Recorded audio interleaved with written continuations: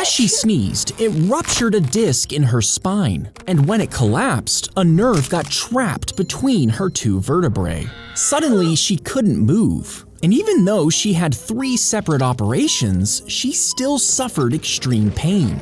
For the next 2 years, she was bedridden, needing painkillers so strong she would hallucinate. But finally, doctors inserted a plastic cage around her spine, relieving pressure on the pinched nerve. And within a week, she was walking again and holding in her sneezes.